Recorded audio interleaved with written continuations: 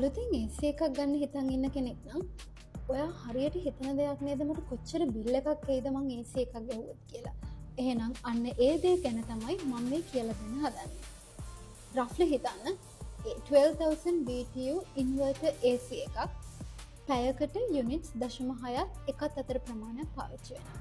ඒ කියන්නේ අපි හිතමු 0.6ක් පාවිච්චි වෙනවා කියලා.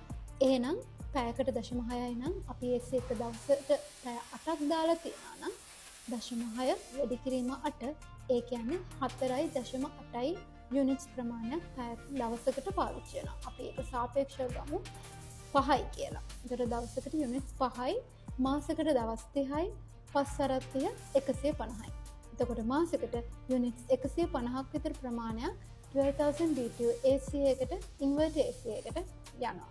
එතකොට හිතා ගන්න අපිට සාමාන්‍යයෙන් යුනිට් 150ක් කියන්නේ මාසෙකට බිල රුපියල් 6,000ක් 7,000ක් 8,000ක් වගේ ප්‍රමාණයක් වැඩි වෙන්න පුළුවන්. හැබැයි මේක හරිම සාපේක්ෂයි සහ විවිධ සාධක මත ගොඩක් වෙනස් වෙන්න පුළුවන්. ඒ කියන්නේ අපි AC එක සෙට් කරන ටෙම්පරේචර් එක මත මේ අගේ අඩු හෝ වැඩි වෙන්න පුළුවන්. සහ පරිසරයේ ආර්ද්‍රතාවය, පරිසරයේ මේ දවස්වල තියෙන හීට් එක මත සහ ඔයාගේ කාමරේ කොච්චර එයා සීල් වෙලා තියෙනවද කියන එක මත අන්න ඒ වගේ සහ තවත් සාධක මත මේ අගය වැඩි වෙන්න පුළුවන් හෝ අඩු වෙන්න පුළුවන්.